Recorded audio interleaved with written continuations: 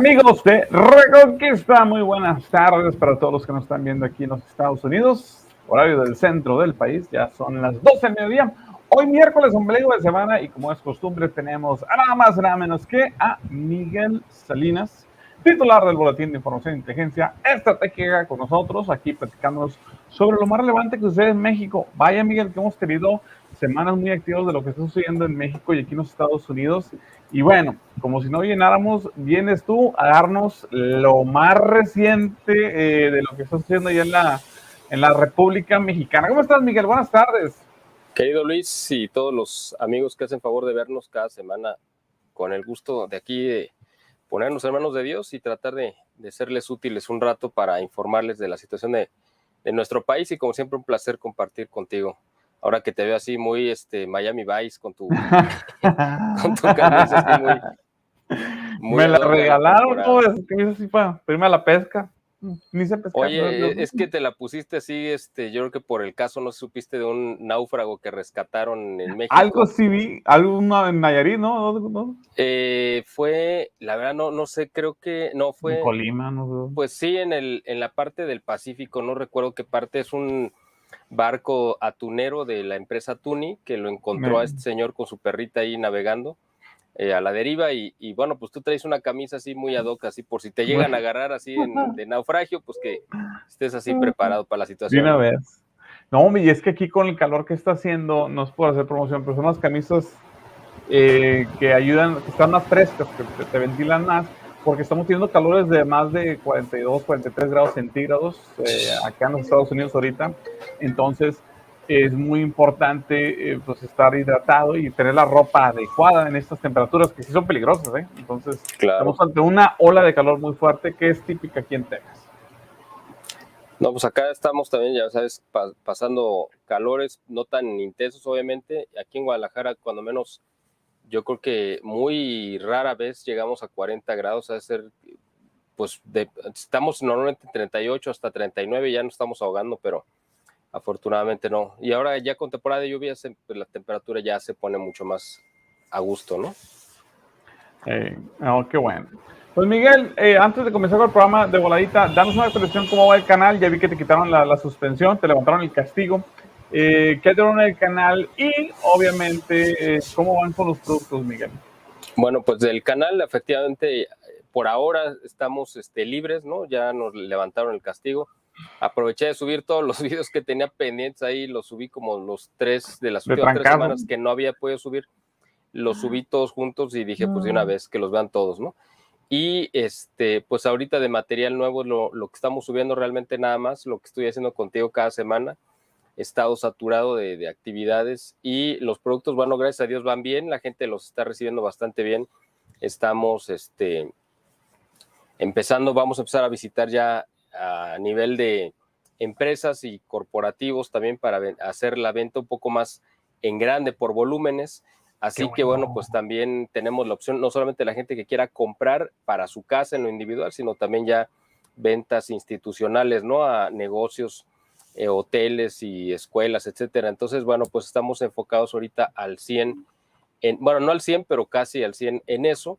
No hemos descuidado tampoco nuestra labor informativa, que es fundamental. Hemos seguido enviando, como tú sabes y lo recibes, nuestro servicio de información estratégica. Y bueno, pues estamos también recordándole a la gente que tenemos disponible nuestro paquete de 8 revistas del primer cuatrimestre del 2023, muy importante porque es información que no van a encontrar en ninguna otra plataforma más que nuestra página. ¿Por qué? Pues porque obviamente es absolutamente censurada. Son temas que no podemos ni mencionar aquí porque olvídate, luego nos cae el chahuistle. Y por eso es importante que la gente tenga acceso a esta información, y la única manera que podemos hacerlo es pues adquiriéndola, ya sea en versión digital o impresa, como ustedes lo prefieran. Nosotros los podemos hacer llegar a cualquier parte del mundo. Si es impresa, nada más gastos de envío. Aquí en México, en el costo del paquete, pues ya está incluido el envío, ¿no? Sí. Para todas las personas que estén interesadas, se lo recomiendo bastante, porque una vez más, como lo enfatizó Miguel, son cosas que difícilmente las puedes hallar, al menos con una libertad que deberíamos de tener, que, bueno, no existe ahorita. Miguel, por cierto, pues, nada más por último, déjame comentar, espero que antes de que termine este mes, vamos a tener ya disponibles nuestros productos, toda esta nueva línea que sacamos de productos de limpieza, ya en la Ciudad de México también. Vamos a tener ahí donde la gente la pueda adquirir, porque hay muchas personas que hacen favor de vernos y que están en la Ciudad de México y que me dicen, oye, ¿dónde lo puedo ir a conseguir? Bueno, pues ya vamos a tener ahí un punto de venta donde ustedes van a poder ir a comprar el producto y la verdad van a llevarse a su casa o donde lo vayan a utilizar productos de la mejor calidad, con certificaciones de COFEPRIS, SAFE, FDA y de productos ecológicos. Así que pues nosotros les podemos ofrecer esa garantía. Yo creo que les va a servir mucho. Sobre todo es muy importante lo que queremos por medio de la piel. Entonces estos productos pues obviamente ayudan a ese aspecto. Pues mi querido Miguel, tuvimos, como te vas a dar cuenta, muchos invitados esta semana aquí en el canal, los últimos 7 días, hablando de diversos temas. Ayer tuvimos al licenciado Mario, muy buen programa, dicho sea de paso. Evidentemente, Miguel, lo que nos preocupa, ahorita nos da las notas que hemos encontrado, por desgracia, el común denominador es el crimen. Al parecer está a un grado tal en que ya ni siquiera tiene solución humana, por así decirlo. O sea, no hay un caudillo, no hay una institución, no hay nadie. Tiene que ser prácticamente a estas alturas algún tipo de intervención divina para poder ayudar a medrar el problema que está en México de la violencia, entre otros, por cierto. Y me sorprendió que ayer mencionan ¿cómo lo pongo, Miguel? El nivel tan reducido, tan bajo que hay de catolicismo practicante, ¿okay? No cultural, practicante en México. O sea, ¿de qué sirve hacerse pasar por un país católico? ¿De qué sirve tener el estandarte de Guadalupe ahí? ¿De qué sirve ver con desdén, que yo no apruebo esto, por cierto, pero digamos a los hermanos separados y otros sectos protestantes con orgullo y soberbia en muchos casos? Si realmente, para vergüenza del catolicismo, la práctica católica en México es ridícula, o sea, es muy mínima. Me refiero a ridícula a niveles, no en la práctica en sí. O sea, los niveles son extremadamente bajos y vemos literal presidentes hacerse brujería, chamanismo y cuanta cosa más. Ayer lo mencionaba Mario, sobre que tú también lo has comentado, las consagraciones que ha hecho paganas Andrés Manuel. Amigos, Edwin del canal de Telegram me mencionó, Chávez también hizo consagraciones, un chamanes, Castro en Cuba también en su tiempo. O sea, un común denominador con esta atracción hacia la brujería, el chamanismo, y lo vamos a ir de México. Entonces, ¿qué está sucediendo en México, Miguel, en ese aspecto? ¿Por qué? Bueno, de hecho, sabemos que hay yo creo que una infestación demoníaca como no lo habíamos visto en la historia. Wow. Y probablemente, y como mucha gente lo cree, o no sé si mucha, pero gente que sabe y que entiende estos temas, sabe que hay una relación directa desde que se legalizó el aborto en el 2007, precisamente en la Ciudad de México, por Marcelo Ebrard, que él ahora quiere ser presidente de la República, y que además él, recordarán, demandó judicialmente al cardenal Juan Sandoval Íñiguez. Ha sido un enemigo de la Iglesia, entonces este hombre, Marcelo Ebrard, homosexual, además que pues está casado con una mujer y ha estado casado con varias mujeres para disimular o para tapar el ojo al macho, como dicen, pero el asunto, más allá de sus preferencias, han sido sus actos deleznables, como haber legalizado el aborto en la Ciudad de México, y ese acto fue pues un acto como de consagración que le abrió las puertas, y eso se ha sabido a través de exorcismos. Le ha abierto las puertas a una infestación demoníaca de muchos demonios que tenían básicamente sometido a muchos pueblos en México previo a la llegada de los españoles, a través de él, pues el canibalismo, los sacrificios humanos, etcétera. Había un paganismo que se había transformado en una infestación diabólica que los españoles vinieron a romper, y que, bueno, pues ellos encontraron idolatría, etcétera, pero quien realmente vino a romper toda esa parte fue la aparición en 1531 de la Virgen de Guadalupe. Y esos demonios fueron recluidos en el infierno durante 500 años hasta que llegó Marcelo Ebrard y los volvió a liberar. Y esos demonios regresaron pues a recuperar lo que ellos consideraban que les pertenecía, aunque no es así, y que es la conciencia y el pueblo de México. Entonces, ahora estamos padeciendo pues esta terrible infestación demoníaca y efectivamente necesitamos una intervención sobrenatural para poderlo revertir. Se dice, y yo así lo creo, que por cada aborto practicado, legal o ilegal, eso no importa porque no lo hace mejor o peor, Exacto.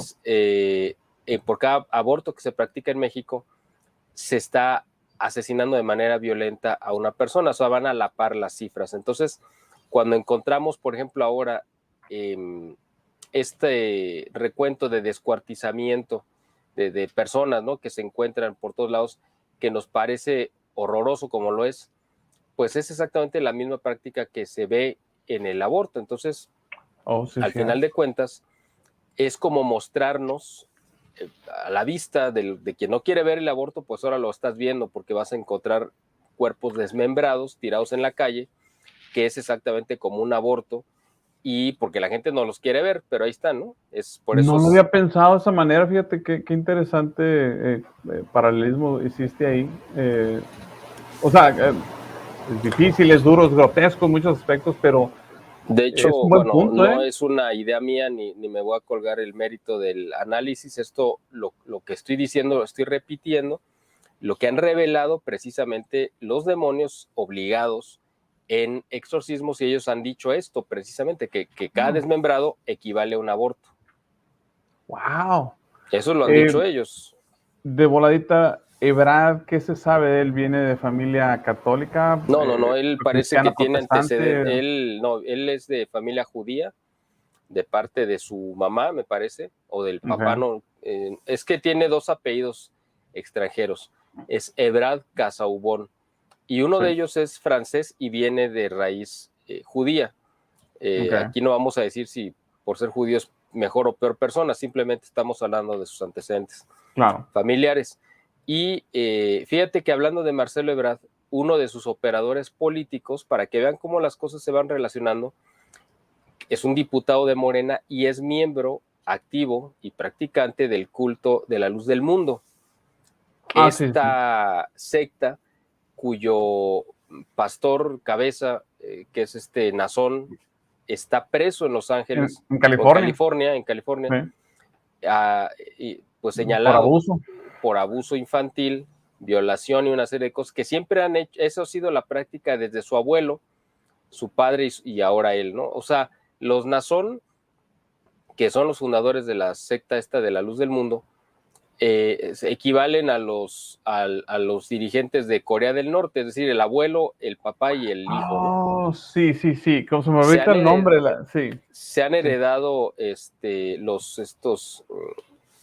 bueno, no me acuerdo cómo se llaman ellos, ¿no? La familia esta de Corea del Norte, pero han cometido los mismos abusos, tienen sometida a la gente. O sea, al final de cuentas así funciona un grupo que te puede controlar la mente y el espíritu a través de del engaño, ¿no?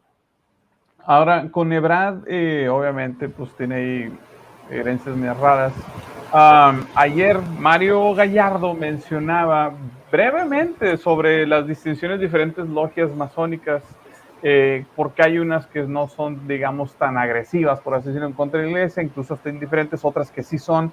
Y te quería preguntar esto porque una de las cosas que él señaló fue que el actual mandatario en México pertenece a la logia que es más agresiva en contra de la fe, lo más agresiva que hay de todas las logias de distintas ramas que hay, ritos, por así decirlo.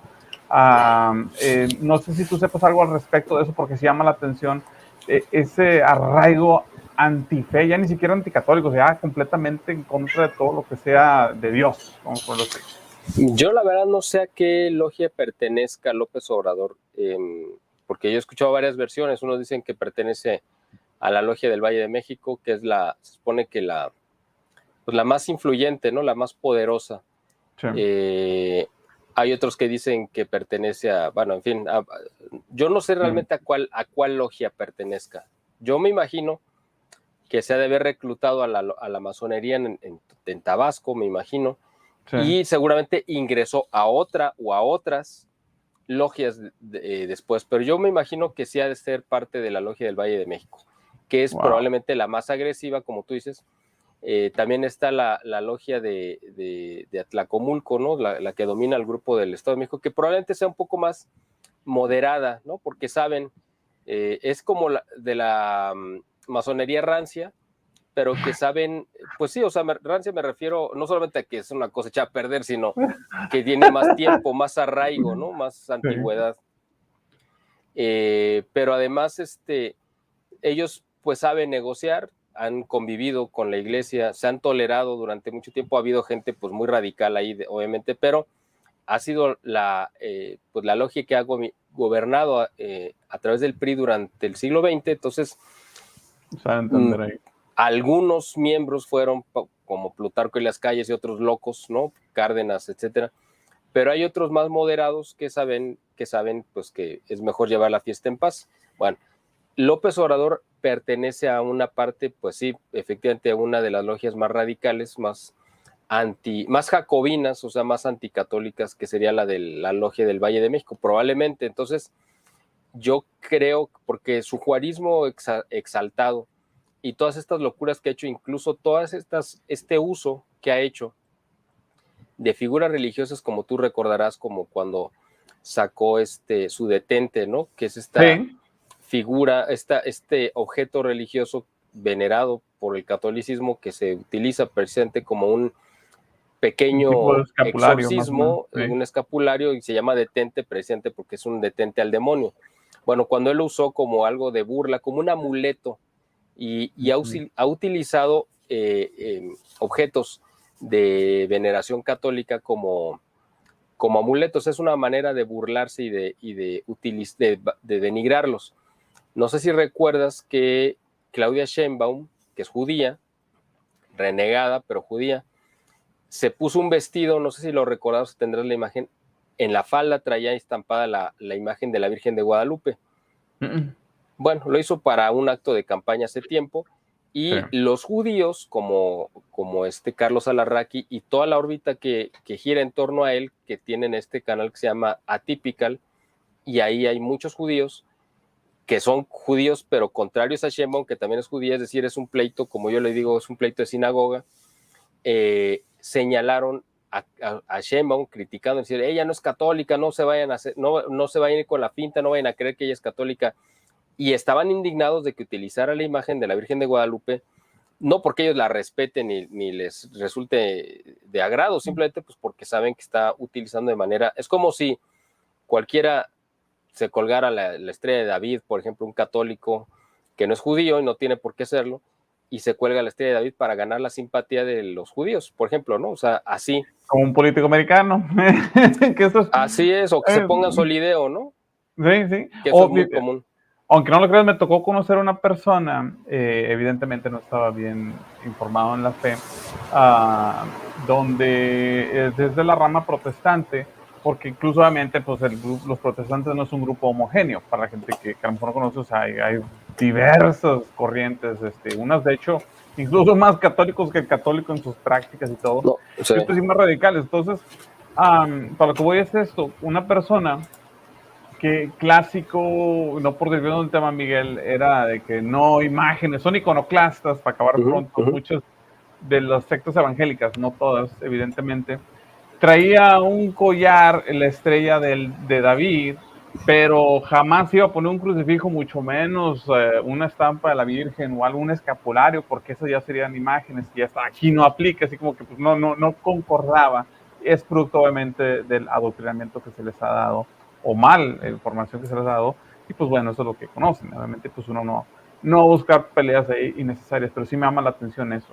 Entonces ahorita lo que estamos viendo, curiosamente, no por desviarnos también aquí en los Estados Unidos, Miguel, es Mike Pence está empujando mucho ahorita el sionismo y está viendo peleas entre muchos judíos que son conservadores y que no quieren ese embrollo, vamos a ponerlo así, pero muchos que sí, que están obviamente con el sistema, y bueno, como tú dices, pleitos y luego uno se mantiene al margen, ¿no? Porque si no, lo embarran uno y acabamos mal. Claro, así es, exactamente. El asunto es que se ha hecho, pues es una cuestión, es un uso mercadológico pues sí, como de publicidad política, Sí. para sacar un beneficio, pero no hay ninguna convicción de por medio, ¿no? Entonces, es muy tramposo esta parte, ¿no? Y otros que se hacen pasar por católicos, como en Estados Unidos, que hay muchos, y que apoyan el aborto y cosas que son contrarias a la doctrina y a la fe, ¿no? Sí, sí, definitivamente.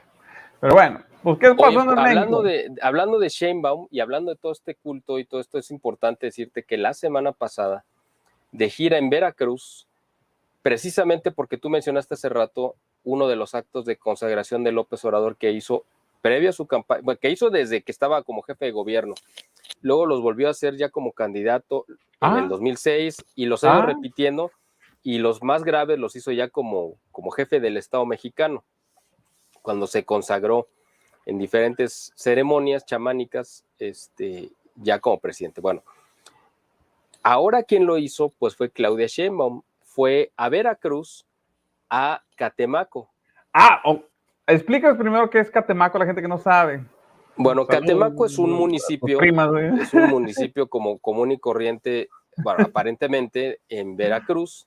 Sí. Veracruz es un estado que está al sur de México, es un estado, yo creo que es el estado pues más largo, digamos, en cuanto a extensión, porque conecta con Tabasco en el sur y conecta con el norte, con Tamaulipas, que es un estado del norte del país, fronterizo con Estados Unidos. Bueno,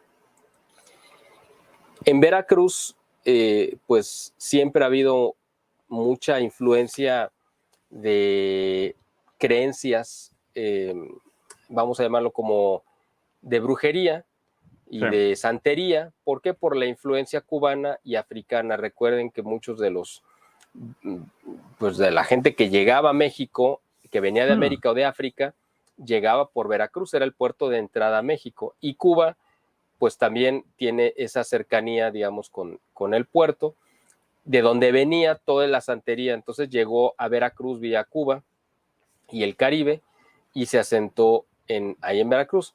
Y en este municipio que se llama Catemaco, es la sede nacional de la brujería en México. Es donde por alguna razón, y ha de ser interesante ver cuál es porque debe de tener alguna razón de fondo, es decir, México es un lugar, es un país lleno de asentamientos muy antiguos, prehispánicos, algunos ciudades de hace miles de años. Entonces, muchos de estos lugares han sido consagrados por generaciones y deben de tener alguna predilección, vamos a llamarlo así, por las fuerzas oscuras.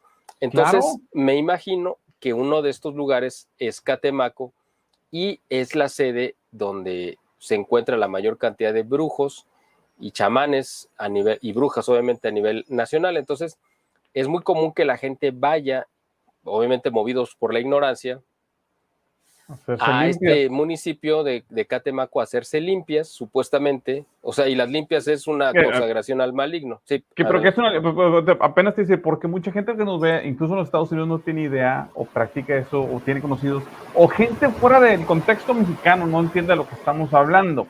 La limpia, el objetivo, vamos a verlo de un punto de vista de la ignorancia, ¿verdad? Es, como el nombre lo dice, limpiarse de cualquier tipo de impurezas u obstáculos que pueda tener uno en su vida, digamos, espiritual, para poder, digamos, como un borrón y cuenta nueva, por así decirlo. Incluso se convierte en una expresión de broma en México, o sea, popular, decir, hombre, hazte una limpia, o sea, de que a veces te va tan mal la vida. Y obviamente en la cristiandad eso es incompatible, ese tipo de acciones, ¿ok? Entonces, en Catemaco mucha gente va a hacer, bueno, en muchas partes va a hacerse ahí la limpia y es conocido, yo me acuerdo, yo no tengo la oportunidad, no me interesa mucho tampoco de ir a Catemaco, pero sí desde que estaba chiquito sabía que era la sede de las brujas, o sea, también en México, entre otros lados, pero ahí estaba de cuando que y tiene esa predilección. Como aquí en los Estados Unidos, ¿sabes cuál área tiene mucha predilección ese tipo de rarezas? Déjame ver si adivino. Bueno, a ver, iba a decir como una especie como de Nueva Orleans, un lugar así, ¿no? No, bueno, Nueva Orleans también tiene la santería precisamente por esa influencia criolla. El norte de Nueva York, el estado de Nueva York, de ahí salieron los testigos de Jehová, por cierto. Entre otras ideologías muy raras, donde también se hace ahí gusto, que hay muchas cosas muy neopaganas. En esa parte no sé qué hay, que se da mucho, que no es la ciudad de Nueva York, en el norte del estado hay un bosque. Entonces, bueno, hay muchos. Entonces ahí se da. y me acuerdo mucho sobre lo que sucede en Veracruz y en Catemaco. Toda la gente va a hacerse limpias, ahí van los políticos y Sí. se hace algo muy común, ¿verdad, Miguel? Les hacen, vamos así como una especie de lecturas de su carta astral, de su porvenir. Muchos políticos recurren a esas prácticas oscuras. Hay un libro de Gil Olmos, me parece que se llama el periodista, que se llama Los brujos del poder y las brujas del poder. Es la segunda parte precisamente que habla de todo esto, que es una práctica muy recurrida de los políticos. Incluso Marta Sagún, que supuestamente es muy católica, la segunda esposa de Vicente Fox, que lo hizo llegar a cometer muchas torpezas y tonterías en su gobierno, ella le llevó brujos a Los Pinos, a la casa presidencial, para hacer consagraciones y tenerlo bajo su dominio, pero además para tenerlo supuestamente protegido. Eso viene narrado en esos libros de la gente de seguridad interna de Los Pinos, que lo contó de manera confidencial, que tenían en su cama rodeado con sal, pero no sal bendita ni exorcizada, sino otro tipo de sal, y haciendo rituales, ¿no? Porque obviamente tú puedes decir, ok, si yo fuera presidente de México, lo primero que haría de entrada sería hacer un mega exorcismo donde me voy a estar yo sentado. O sea, si es en el Palacio Nacional, tú imagínate cómo estará ahí de infestado de demonios, ¿no? Bueno, yo haría un exorcismo y tomaría todas las precauciones sugeridas por la iglesia, o puestas por la iglesia, sobre todo la iglesia tradicional, donde tú puedes echar mano de toda la sabiduría y las armas que tiene para combatir al mal y las acechanzas del demonio. Eso está perfectamente bien. Puedes exorcizar, usar sal exorcizada, aceite bendito, una serie de elementos que la iglesia te permite utilizar, ¿no? Bueno, esa es una cosa. Otra es que tú ritualices, que tú lo conviertas en una práctica donde le das poderes a las cosas en sí mismo, y entonces ahí ya lo conviertes en una práctica pagana, ¿no? Eso es totalmente distinto. Entonces, la gente de repente dice, bueno, ¿por qué me va mal en la vida? O sea, no voltean a ver si tienes una vida de pecado, si no tienes una buena relación con Dios, si estás cometiendo errores. O sea, dice, me está yendo mal en la vida, quiere decir que hay algo que debo de quitar de en medio, un obstáculo. Y la gente se va a estas prácticas, como tú mencionabas, estos que se llaman las limpias, para tratar de remediar los problemas cotidianos que enfrentan en su vida diaria. Lo único que hacen es aumentar sus problemas. ¿Por qué? Pues porque aparentemente resuelves de manera inmediata, es como una tarjeta de crédito. O sea, no tienes dinero, en lugar de buscar un trabajo que te paguen más o alguna actividad que te genere, no, pues mejor sacas una tarjeta de crédito y resuelves de manera aparente, tramposa o aparente tu situación, porque ya tienes dinero para gastar. A la hora que tengas que pagar con intereses es cuando te vas a dar de topes contra la pared. Acá es igual, cuando te llegan los intereses te va a ir peor de como estabas, y así funciona. Mucha gente desgraciadamente lo cree, lo practica y vive durante muchos años pues en medio de estas prácticas. Ahora fue Claudia Sheinbaum seguramente a consagrarse y a consagrar su candidatura y sus planes para poder llegar a la presidencia al costo que sea. Entonces, esto es muy peligroso porque el demonio, pues sí te cumple ciertas promesas si es que vas a servirle y vas a ayudarlo a hacer el mal. A López Obrador le permitió de manera, o lo ayudó a engañar a 30 millones de personas, iba a decir 30 millones de personas, y les ayudó, seguramente los tuvo bajo su influjo de alguna manera, porque sabía el daño que iba a hacer López Obrador. O sea, no fue casual, no fue porque iba a hacer el bien o porque iba a ayudar a la gente a salir de la pobreza, por supuesto que no. Sabía el daño y el dolor que iba a causar y por eso le facilita las cosas, ¿no? Sí, y obviamente está sacando con creces esa inversión y evidentemente el maligno te desecha la primera que tiene la oportunidad, ni siquiera cumple los cometidos, o sea, porque es traicionero.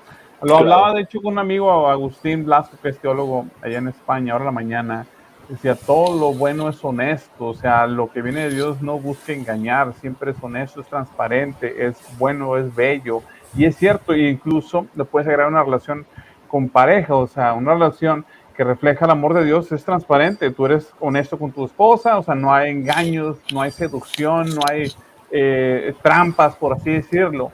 Y cuando se introduce eso es cuando hay problemas en las personas, las relaciones de matrimonios, etcétera, etcétera, etcétera. Entonces estamos viendo, evidentemente, que los políticos, en lugar de ser transparentes, al contrario, están viviendo de la mentira, están invocando demonios en lugar de invocar a Cristo, y los resultados se están viendo allá en México.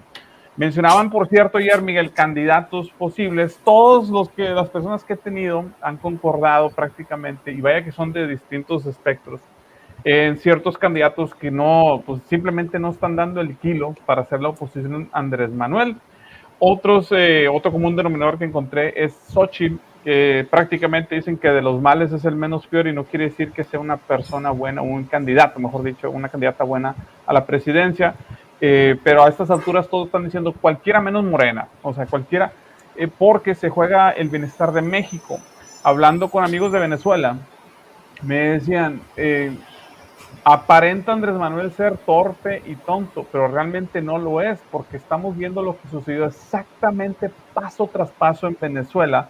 La diferencia es que en México le están echando todavía más ganas, o sea, es un país más grande, y si yo me preocupa porque tengo familiares en México y no sé qué, y están viendo lo mismo. Entonces, el 2024 va a ser crítico, al parecer, según lo que me han dicho, en la historia de México. Se están jugando muchas cosas, qué bueno que mencionas este tema, porque hay varias cosas que yo creo que hay que concatenar al respecto. Uh-huh. Por un lado, efectivamente está la desesperación de López Obrador de mantenerse a como dé lugar en el poder y garantizar que quien quede, pues sea alguien que lo obedezca, porque eso es lo que está buscando. Es un maximato como el que ejerció Plutarco Elías Calles desde 1924 a 1934, es esa década que él realmente gobernó el país, y es lo que busca López Obrador. Él no sabe cuánto le quede de vida, pero él va a estar ya desde el 2018 y quiere garantizar que va a morir protegido y dando las órdenes, aunque ya no esté directamente en Palacio Nacional. Sí. Para ello está buscando dos vías que van en paralelo, a ver cuál de las dos le funciona. Él lo que le importa es el resultado, no le importa cómo obtenerlo. Una de esas vías es, pues obviamente, echar toda la carga del Estado mexicano y el presupuesto para apoyar a sus candidatos, y cualquiera de ellos, bueno, no cualquiera, básicamente o Claudia Sheinbaum o Adán Augusto, porque esos son realmente sus candidatos. Marcelo Ebrard no es el candidato, ni lo quiere el observador de sucesor. ¿Pero por qué? Ni es lo que no comprendo. Tampoco. Pues porque no confía en él, porque sabe que son traicioneros los dos. Marcelo Ebrard siempre ha considerado intelectualmente pues muy inferior a López Obrador. Se ha sentido humillado, se considera pues superior a él y se ha tenido que someter a sus caprichos y a sus locuras. Lo considera pues un ignorante, pues como lo que es, tal cual, ¿no? López Obrador. Y Marcelo Ebrard se considera como de la realeza política, y entonces para él ha sido humillante tener que vivir a la sombra de él. Entonces lo que quiere es deshacerse de esa pesada losa que lleva sobre la espalda. Entonces, sabe López Obrador que Marcelo Ebrard no lo va a obedecer y lo va a acabar traicionando, y de hecho ya platicamos esta opción, que probablemente Marcelo va a acabar jugando por otro partido y termine probablemente hasta sumándose a la candidatura de Xochitl Gálvez, si eso lo ve él propicio para su supervivencia política. En el caso de Xochitl Gálvez, sí. Pregunta, ahorita que dijiste eso, sumándose a la campaña de la oposición, ¿tú crees que la oposición le quite la candidatura a Xochitl para dársela a Ebrard si Ebrard trae los números fuertes suficientes para hacerle frente a López Obrador? Ahorita se me ocurrió ese... No creo. Yo lo que creo más bien sería que Marcelo Ebrard, más bien al revés, acabara sumándose a la campaña de Xochitl Gálvez. Eso es lo que veo, sería más probable, que el apoyo que pueda tener Marcelo Ebrard se lo pueda pasar a ella. Aquí el asunto es un tema que yo ya abordé hace tiempo en un video, y a lo mejor lo hemos tocado aquí contigo, creo que en alguna ocasión. Se está queriendo, y esa es la parte peligrosa que tenemos aquí, por eso hay que navegar así como entre minas en este mar, literalmente. Se está queriendo rescatar el modelo de izquierda, deshaciéndose de quien lo ha entorpecido. Es decir, López Obrador iba a implementar un proyecto comunista de izquierda y lo ha hecho tan torpemente que ha afectado el proyecto en sí y por eso quieren rescatar el plan deshaciéndose del ejecutor y van a cambiar de ejecutor. Es decir, el problema aquí no se está discutiendo de que las ideas de izquierda son las que están fracasadas, no importa quién las ejecute. Aquí están queriendo decir, el proyecto no está mal, el torpe fue el que lo ejecutó, pero no, ese no es el tema. Eso es como se está queriendo manejar esto. Bueno, en el caso, por ejemplo, de Xóchitl Gálvez, efectivamente es el mal menor y hemos tenido discusiones con amigos que saben bastante del tema. De hecho, con un amigo abogado mío que aprecio y del cual he aprendido mucho, es un experto en Santo Tomás de Aquino y él dice cosas que no voy a repetir aquí porque inmediatamente nos tiran el video porque son cosas muy fuertes, aunque están sustentadas por la teología, pero no lo voy a mencionar. Pero de las cosas que sí ha dicho y que sí puedo mencionar es básicamente que entre dos males, o sea, ningún bueno, dos males, la iglesia autoriza y permite elegir el menos malo. ¿Por qué? Porque de ahí es necesario evitar un mal mayor siempre. Esa es como la iglesia lo ha pues obtenido. Es como, por ejemplo, cuando la iglesia católica fue adoptada como la religión oficial por el Imperio Romano. El Imperio Romano, que estaba lleno de corrupción y de crímenes y de todo eso, la iglesia no es que dijera, bueno, yo me voy a esperar a que aparezca un imperio bondadoso y justo. No, o sea, era lo que había y tuvo que adaptarse. No es porque fuera lo ideal, sino era pues quizá lo menos malo, porque era eso, o quizá meterse al mundo pagano. En fin, el asunto es que la iglesia permite esto y ahorita estamos en esta disyuntiva. No es lo que quisiéramos, es lo que hay dentro de los males, pues es el menor de los males. Ya platiqué contigo, me parece, y además le dediqué un video al respecto de cómo se podría neutralizar la agenda más radical de Xóchitl, que además yo no sé hasta dónde todavía la apoya. Quizá la parte del aborto, aunque ella ha dicho que no es que esté a favor del aborto generalizado, sino de no criminalizar a las mujeres que abortan, que es diferente. Si ella dice, yo estoy en contra de que las mujeres que abortan vayan a la cárcel, etcétera. O sea, es un planteamiento distinto, pero eso ya es meterse en otro tema. El asunto aquí es que una mujer que pasó de la extrema pobreza y que fue una exitosa empresaria y profesionista, que ha generado empleos y que paga impuestos, necesariamente se te quita lo comunista. Algo tiene que afectarte. Claro, porque cuando tú entras a un mundo tecnológico donde compites y donde vives de la iniciativa privada, que son tus clientes, ya no puedes tener ese mundo ideal de tu adolescencia o de tu juventud, de las clases sociales y de la opresión del pobre, etcétera. ¿Por qué? Pues porque tú ya vives en el mundo real y te ganas la vida de manera honesta y sabes lo que cuesta pagar impuestos y generar empleos. Entonces, yo creo que en esa parte también ella ya no es una marxista-leninista como lo fue cuando estudiaba en la universidad, porque pues, es como si hay partes de mi historial que a lo mejor tú dices, oye, no, pero es que Miguel, bueno, eso lo pensé hace 20 años, eso lo pensé hace 25 años, hace 30, ok. Son partes del proceso de aprendizaje que uno tiene. Refinamiento. Pudiste haber defendido, creído o pensado de alguna manera hace 15 o 20 años y ahorita ya tienes otro pensamiento. Eso es lógico y normal y natural. Es parte de la evolución, digamos, del pensamiento, ¿no? Y de la misma madurez. Bueno, yo creo que Xóchitl Gálvez va en ese proceso. Sí ha metido en una encrucijada a López Obrador, sí lo tiene muy nervioso, sí lo tiene muy preocupado, muy molesto, porque se le salió por completo de control. Ya no saben de qué manera detenerla y ahora le está echando... bueno, perdón, es que me estaba desviando. Yo, antes de hablar de Xóchitl, te estaba mencionando que López Obrador tiene dos caminos o dos vías para mantenerse en el poder. Una era apoyando a sus candidatos, que eran estos dos que menciono, con todo el peso del poder, pagando publicidad y espectaculares por todo el país, etcétera.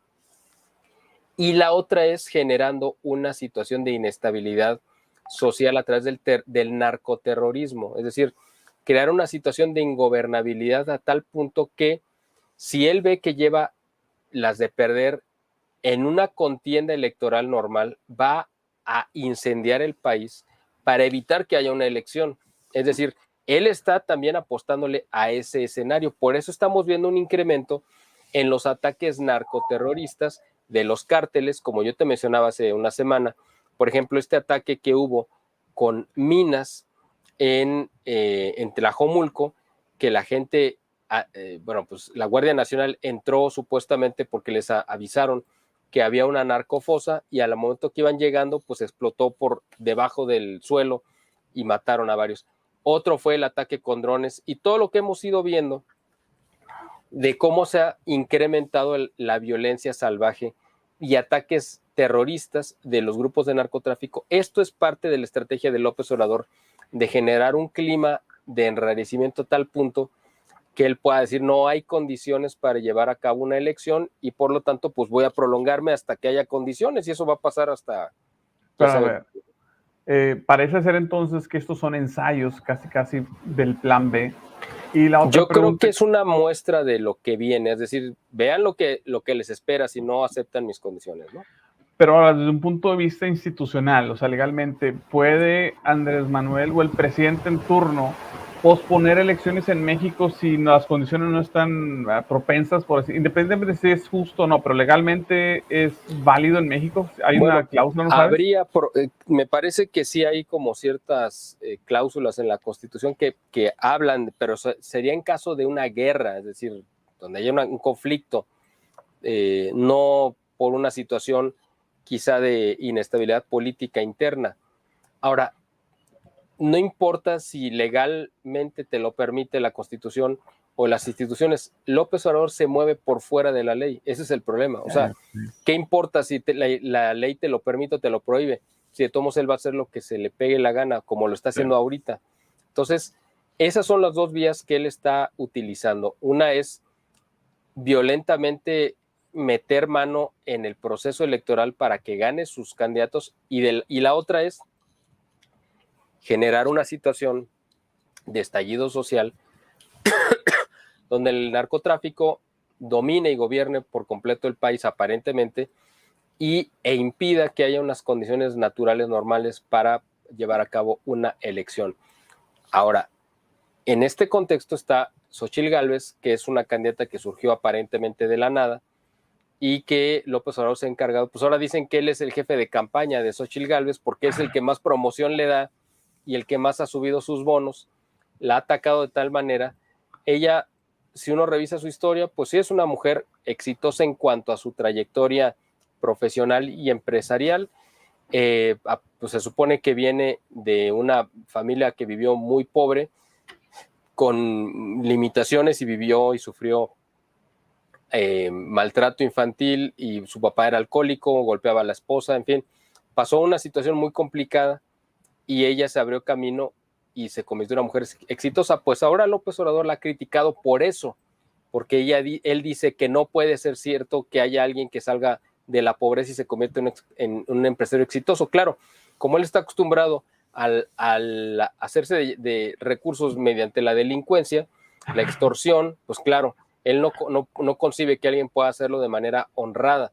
Él dice, ¿cómo es posible que vendiendo gelatinas y tamales, como fue el origen aparentemente de Xóchitl Gálvez, hayas pasado a ser una empresaria millonaria con una empresa que tiene 200 empleados? Bueno, para él es inconcebible porque no ha generado un solo empleo en su vida, no ha pagado impuestos y es un vividor de la política, igual que sus hijos, que nunca han trabajado, nunca han generado un empleo y han vivido pues de dinero ilícito. Entonces, él ha tratado de desprestigiar y lo único que ha pasado es que ha generado una reacción adversa contra él y la gente pues dice, oye, no, y Xóchitl dice, al contrario, pues lo que yo quiero es que mi ejemplo pues sea el ejemplo de todo mundo. O sea, si tú ahorita vendes dulces, chicles o gelatinas, aspires a tener y puedas tener las condiciones que ella tuvo para poder salir de esa condición y romper la limitación en la que te encuentras en este momento y poder ascender socialmente. Pues eso yo creo que es lo más legítimo y es lo más natural, ¿no?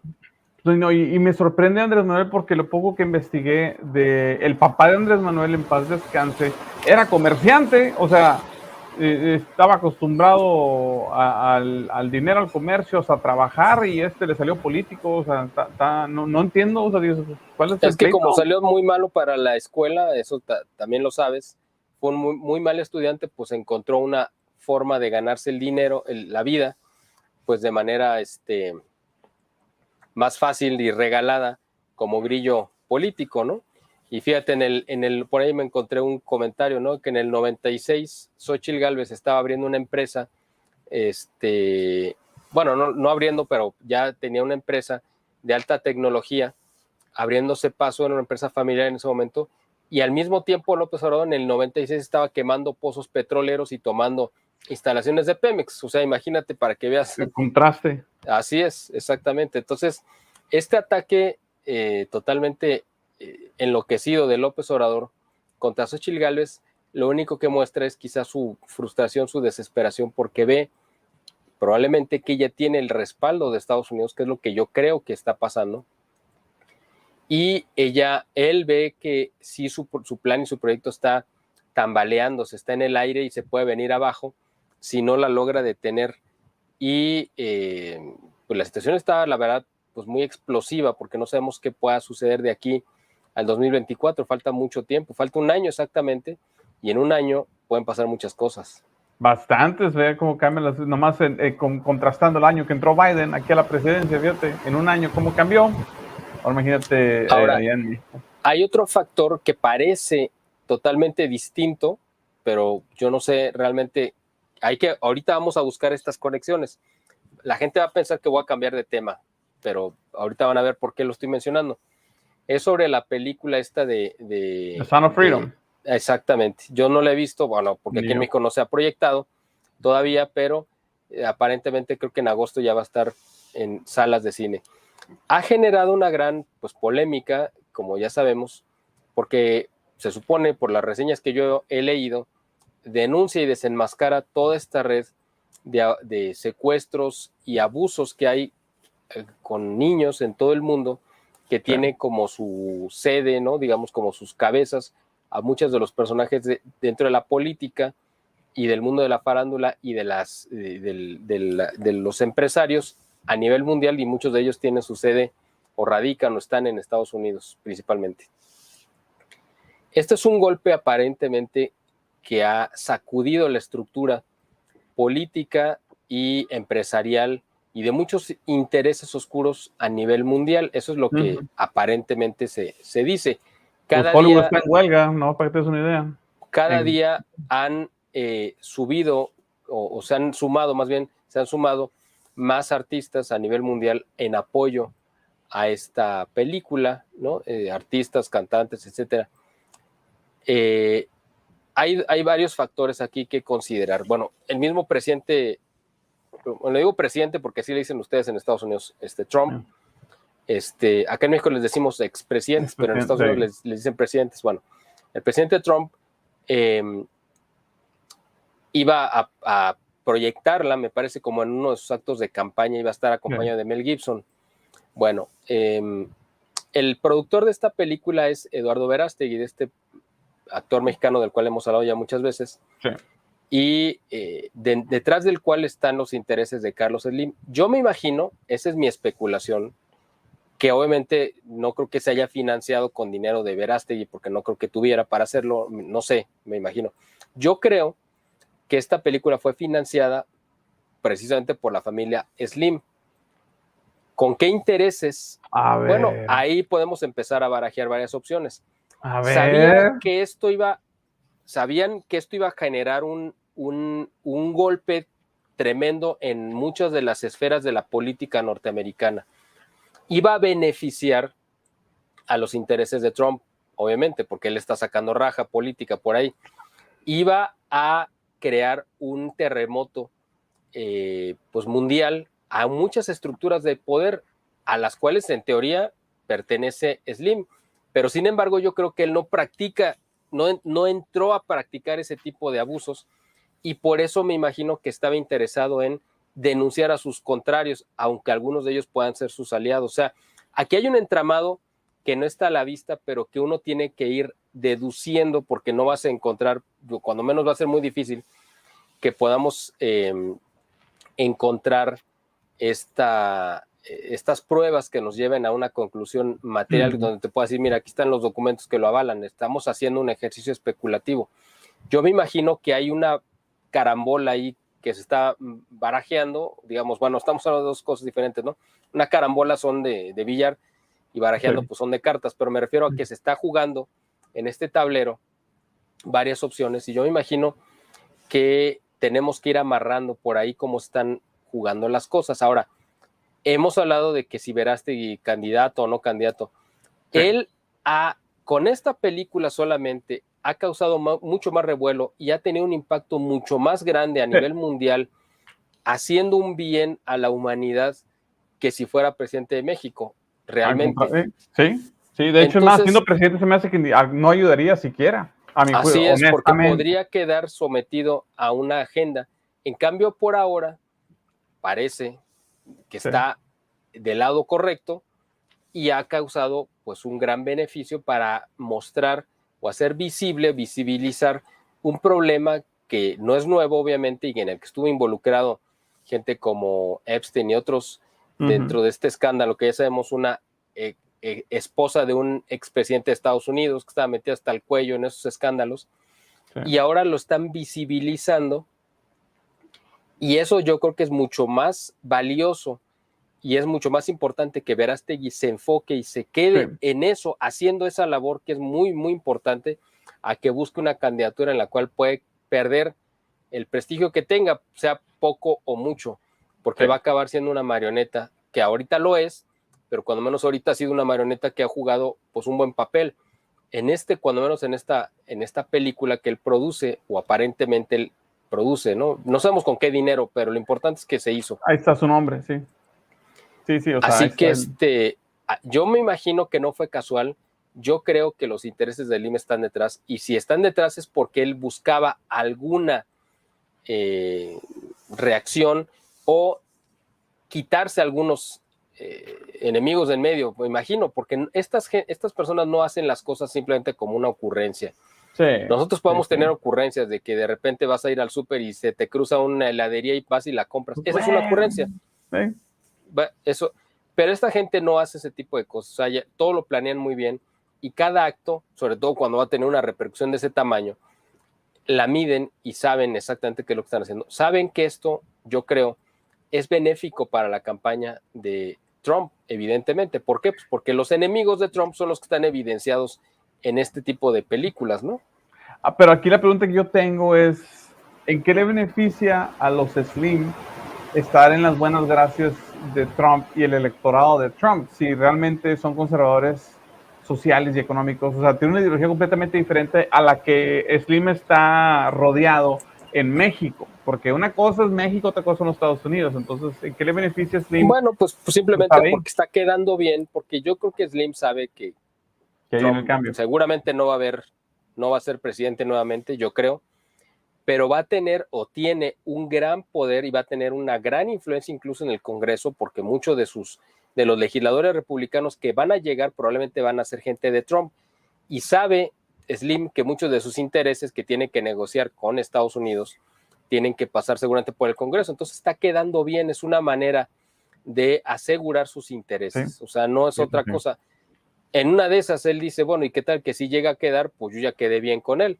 Y si no llega a quedar, de todos modos, no quiero a esta gente probablemente, ¿no? O sea, es algo interesante, porque yo imagino que se están moviendo por ahí los intereses. Hay mucha gente que ya está criticando a Verástegui y están diciendo, no, es que es disidencia controlada, es que esta película no menciona nombres reales, o sea. Todo, ya sabes que hay gente que pues nada les parece bien, ¿no? Como decimos en México, ningún chile les embona. Sí, exacto, no quise decir eso, pero no lo quería decir, pero tú lo dijiste. No, es el dicho, es un acto de cocina, o sea, literal. Bueno, el asunto es que a mí me queda claro, por ejemplo, de veras que uno puede tener dudas o no dudas, como sea, pero de quien yo no tengo dudas es de Mel Gibson, porque él ha demostrado con muchas películas, no una, ni La Pasión, no solamente fue La Pasión, sino una serie de películas anteriores, ¿no? Que fue desde Corazón Valiente, luego El Patriota, y luego El Complot, que mucha gente ni la conoce, y luego Apocalipto, y luego la de La Pasión. O sea, ya son 5 películas en las que ha denunciado y desenmascarado los verdaderos intereses que hay detrás de pues de las élites y cómo actúan en diferentes épocas. Entonces, yo no tengo dudas de Mel Gibson. Y si Mel Gibson está detrás de Verástegui, para mí es una garantía. A ver, una pregunta ahorita que estamos hablando de Mel Gibson y Tocayo. No he visto la película Sound of Freedom. Ahí no hemos tenido la oportunidad. Obviamente la estamos apoyando y es muy buena que la vean. Es incompleta. Hablando de Mel Gibson, la película ahorita que mencionamos, este repertorio muy bueno, por cierto, Apocalipto, yo vi que a los mexicanos les ofendió mucho Apocalipto, pero no por las atrocidades que se mostraban, y solo le rascó uno por encimita. O sea, en la película Apocalipto, cuando se muestran los sacrificios que están haciendo y todo, es solo por encimita, parte de las prácticas, y obviamente yo no soy el experto en el tema, pero parte de los ritos de los aztecas que hacían también, ellos tenían un concepto de comunión, aunque no lo crean, y una de las maneras que ellos comulgaban entre sus deidades y las víctimas que sacrificaban era por medio de desollar, o sea, de quitarle la piel a sus víctimas, y el sacerdote solo se las ponía y danzaba con ellos. Ellos exaltaban, la manera de orar o de exaltar es por medio de la danza, por eso parte de Nuestra Señora de Guadalupe viene con una rodilla doblada, ya lo han visto en otros videos, simulando la danza, la exaltación. Como en otros ritos bizantinos se canta más, porque cantar es una manera de exaltar. Bueno, a lo que voy.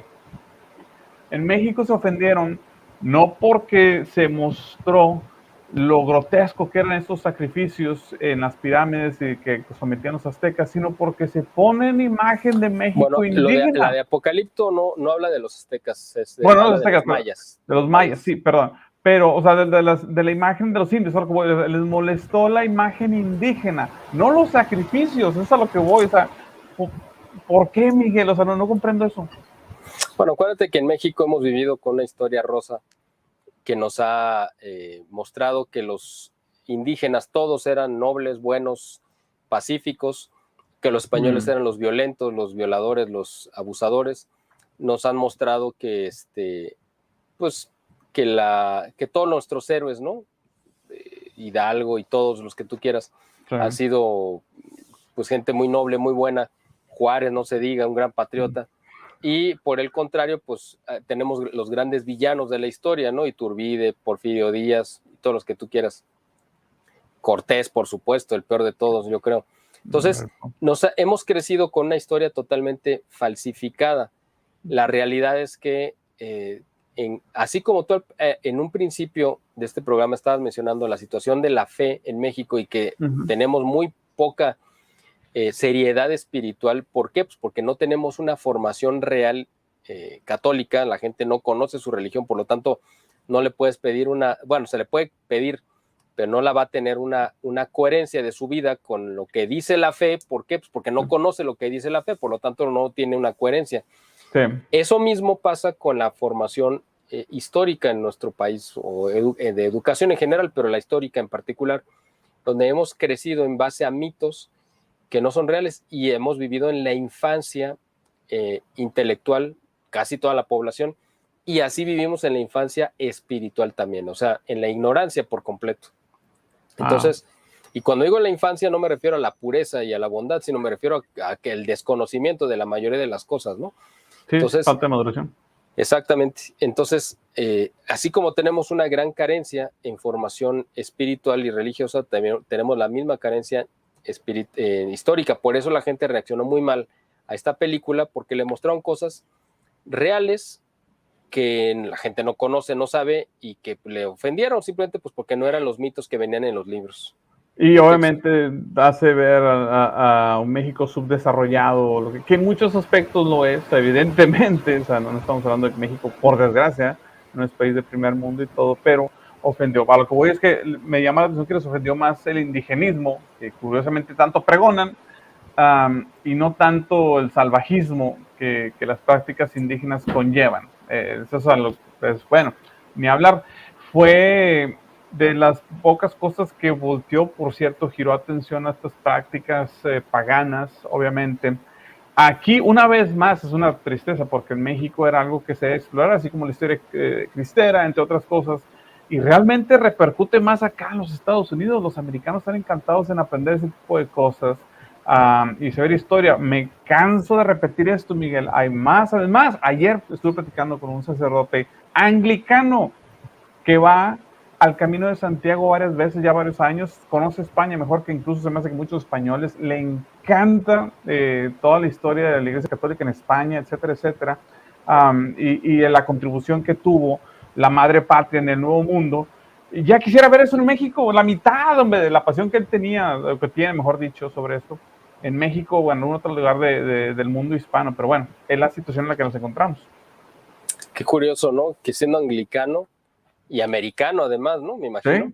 Sí, sí. Y que tenga ese afecto, digamos, ese respeto o admiración por la hispanidad, por un lado, que es lo más opuesto al modelo anglo-protestante, y además pues el Camino de Santiago, que es un camino de peregrinaje católico, ¿no? Sí, lo ha hecho varias veces, va a ir en septiembre otra vez, de hecho me dijo, oye, vamos, digo, no puedo, estoy trabajando, lo que tú quieres, pero eso, me dice, es que está con ganas, no he tenido el privilegio de conocer España, pero me dice, tienes que hacerlo, o sea, eso de las cosas, es el trifecta, o sea, de ir a Camino de Santiago, ir a la Santa Sede y ir a Jerusalén, o sea, se lo aventó todo se lo ha aventado, y tiene mucho cariño y todo, y le encanta hablar de esos temas. Obviamente se aventó la serie que hicimos en inglés con Timothy de Minor Catholic, etcétera, etcétera, etcétera. Pero acabo de esto.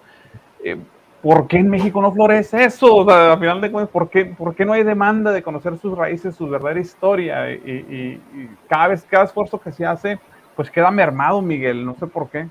Bueno, acuérdate que esto es un plan y un proyecto que viene desde más o menos 1824, cuando se instalan las primeras logias masónicas en México, una vez que es asesinado Iturbide, y que se decide de parte del ministro plenipotenciario de Estados Unidos, Robert Poinsett, viene a instalar la primera logia masónica en México, con la idea precisamente de cortarle a México su raíz hispano-católica y convertirlo en una república protestante masónica, al final de cuentas, o sea, con esa intención. Y ha sido el conflicto que hemos tenido durante 200 años, que vamos a cumplir ya, de haber recibido esta pues maligna influencia masónica que venía de Estados Unidos, para tratar de arrancarnos esa raíz. Y eso se refleja en los planes educativos, donde tratan de desarraigarnos de lo que es nuestro origen real, y nos han mentido, nos han engañado en base a mitos, diciendo que los españoles fueron muy malos y que los indígenas eran muy buenos, ¿no? Sí. Seguramente si hubieran llegado los ingleses, la historia hubiera sido diferente, porque aquí hubieran dicho, no, los indígenas eran muy malos y había que aniquilarlos a todos, y nosotros éramos muy buenos, pero como no llegaron ellos, pues le echas la culpa al conquistador contrario, a tu enemigo, y a los que tú hubieras arrasado, si te hubiera tocado la oportunidad, pues ahora los exaltas, ¿no? Así de incoherente. Pero incluso si te pones a pensar, ni siquiera tiene nada que ver con ingleses o españoles, si le rascamos a profundidad, porque los franceses son católicos y cometieron unas barbaridades incontables. Los portugueses no andaban cantando malas rancheras, como decimos en México, o sea, no eran tampoco muy benévolos. Porque la única excepción que vimos fue España, o sea, los belgas protestantes fueron se me hace que los más atroces de todos. Lo que pasa es que, bendito Dios, no llegaron a propagar sus atrocidades a una escala tal como los demás, o sea, pero ellos, Leopoldo y todo, fueron pero aborrecedores de la humanidad. Entonces, a lo que voy es esto. En México se dio algo muy inusual y no se aprecia. En todos lados, me imagino donde que esa diferencia entre esas potencias europeas católicas, entre comillas, que mencionaste, Francia, sí, Portugal, Bélgica, etcétera, sí, todas católicas, pero que hicieron barbaridad y media, todas ellas fueron en algún momento enemigas de España, eso yo creo que lo tenemos claro, ¿no? Sí. Los únicos reyes católicos que hubo reconocidos como tales en el mundo, pues fueron los reyes Isabel y Fernando, con ese título como tal.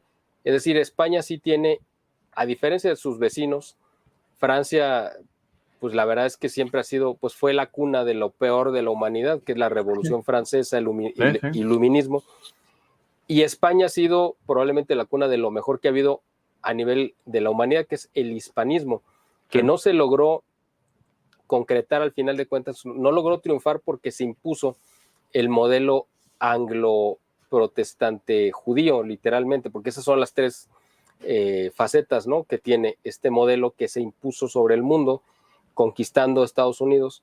Pero Estados Unidos estuvo una parte del tiempo bajo la influencia del hispanismo. Por eso los ingleses quisieron arrancarle esa parte hispano-católica que tenía de influencia en el sur de Estados Unidos, ¿no?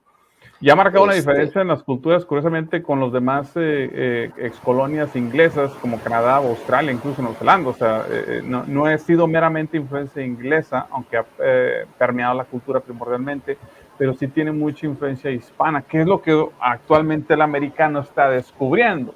Dice, oye, no sabía esta parte de la influencia, y le ha encantado, honestamente, como el ejemplo que te digo. Tengo bastantes de personas que me lo han dicho a mí, tengo mensajes y correos de un interés extenso, y una vez más, reitero, ya quisiera que hubiera la mitad de ese furor y ese interés en México, bueno, otras partes del mundo hispano. Pero por eso es tan importante la labor que tú haces en este canal de mostrar ese legado hispánico a los norteamericanos o los americanos, que a los estadounidenses, ese es el término correcto, porque norteamericanos somos los mexicanos también. No. Pues mexicanos también son estadounidenses, técnicamente. Pues sí. Es literal el nombre. Sí, así es. Por eso dicen bueno, México, los gringos, así nos quitamos de broncas. Los gringos. Sí, así ya no hay. Bueno, el asunto es que por eso es tan importante que tú muestres este legado histórico y esta riqueza cultural a a gente que vive en Estados Unidos, que desconoce, pero que es parte de su raíz identitaria fundamental, de la que no solamente no deben de renegar, sino de la cual deben de sentirse orgullosos, ¿no? Sí. Y en México también, el problema es que aquí hemos vivido siempre con ese rencor histórico, de decir, no, es que nosotros fuimos las víctimas, no, es porque nos hicieron creer eso. En la época novohispana no existía esa idea de victimismo, sino al contrario, de haber sido privilegiados de que hubiera llegado a España a traernos la civilización occidental. No digo la civilización, porque aquí también había rasgos de civilización y de cultura. Me refiero a la civilización occidental con la que no teníamos contacto ni interacción, ¿no? Y que era definitivamente y es superior, aunque no sea políticamente correcto decirlo, evidentemente había clases y categorías, y la civilización occidental se distingue muy por encima de las demás. O sea, no por nada ahí se acomodó muy bien el catolicismo ante esa civilización. Rapidito, ya con esto cierro. No he encontrado más antihispanismo. Mucha gente erróneamente, mira, te lo digo yo de experiencia, que dice, ay, que los ingleses, ay, que los americanos, ay, que no sé qué. No hay más antihispanismo que el que he conocido en México y en España. O sea, de muchos mexicanos y muchos españoles. O sea, el español, por lo que me cuentan, a muchos de ellos, obviamente no todos, no van a ir a los comentarios con que yo sigo. Muchos españoles ni siquiera pueden decir con comodidad que viva España. En España, hazme el favor. Y muchos mexicanos se sienten muy a gustos maldiciendo a la madre patria. Mientras que acá, obviamente, el americano muy patriota puede decir God Bless America o USA, lo que tú gustes y mandes, sin ningún problema. Y no tiene problemas en ver las otras culturas en ese aspecto. Mientras que en España o en México son altamente antihispanistas. Eso es una tristeza, esperamos que cambie. Bueno, acuérdate que, ya nada más para terminar con esto, nuestro antihispanismo viene precisamente de los españoles. Esto es importante que la gente lo entienda. En México no existía un sentimiento antihispánico hasta la década de los 30, que es cuando Lázaro Cárdenas le abre la puerta a todos los inmigrantes republicanos que venían huyendo de la guerra civil en España y que habían sido derrotados. Y estos comunistas que odiaban a España vinieron a traer ese odio aquí, y además Lázaro Cárdenas los incrustó en la Secretaría de Educación Pública, es decir, les entregó la educación pública de México. Por eso es que los libros se llenaron de un sentimiento antihispánico en México que nos era totalmente ajeno, y que a partir de la década de los 30, de mediados de los 30, se vino inoculando este veneno, ¿no? en la mente de los niños. Pero es importante que la gente lo sepa. Desgraciadamente, efectivamente, quizá el peor sentimiento antihispánico viene de España misma, ¿no? Esa es una tragedia, porque ni siquiera Richelieu, o ¿cómo se llama? No sé, o sea, no he encontrado un antihispanicismo tan fuerte ni en los ingleses, ni en Bartolomé de las Casas, nadie, o sea, y esperemos que cambie, Pero bueno, vamos a cerrar ya, se nos pasamos el tiempo. Miguel, ¿con quién quieres cerrar la voladita? No, pues nada más poniéndonos hermanos de Dios como siempre, porque como decíamos al principio, este enredo espiritual que tenemos en México, esta infestación demoníaca, solamente Dios la puede remediar, pero no lo va a hacer gratis. O sea, es importante que la gente sepa. O sea, lo puede hacer gratis, claro, nos puede salvar y hizo toda la creación sin nosotros, no nos ocupa, pero quiere que participemos de ello. Es decir, ¿cómo vamos a tomar parte de ello? Pues cuando menos pidiéndoselo, y para pedírselo y ser escuchados, pues tenemos que estar en gracia, porque si no, no cuenta. Entonces, hay que tener los méritos para poder ser escuchados y que Dios atienda nuestra petición. Entonces, rezando ante el Santísimo, ya estamos tomando parte activa en la solución de este problema gigantesco. Sí, bendito sea Dios, ojalá se te hagan estas palabras realidad. Y bueno, nos despedimos. Ahí lo esperamos en el canal del boletín. Está activo para que vayan y compartan y comenten. Antes de que Dios no lo quiera volver a castigar. Miguel, pórtate bien. Pero bueno, mañana tenemos, por cierto, a Chari Castañeda. Nos va a estar hablando, Miguel, aunque no lo creas, del TEMEC, o el Tratado de Libre Comercio, el ex-TLC, ahora renovado. Porque es muy importante. Queremos entender cómo funciona un tratado. ¿Cómo afecta a las personas directamente? O sea, vamos a quitarnos ¿cómo se llama?, de revoltijos, y en términos prácticamente, como decimos, llanos, en términos mundanos, que nos explique un poquito, y cómo es este tratado, cuál rol ha jugado ahorita en la economía mexicana, porque al parecer he escuchado a varios expertos donde si no hubiera sido por el TEMEC, que fue impulsado por Trump, dicho sea de paso, la situación mexicana estuviera mucho peor, económicamente hablando. O sea, si de por sí estaba precaria, entonces... Y además yo creo que es importante que mencionen mañana, que platiquen esta nueva oportunidad que se viene con el nearshoring, y que además es importante mencionar que todas las empresas que están muy interesadas en venir están anunciando que lo van a hacer a partir del 2025, no en el 2023, no en el 2024. ¿Por qué en el 2025? Pues porque están dando por sentado, o calculan o esperan, que ya no va a estar ni López Obrador ni Morena gobernando. Por eso van a esperar las inversiones para llegar en ese año. Es importante saber esto. A ver, vamos a ver. Sí. Así es.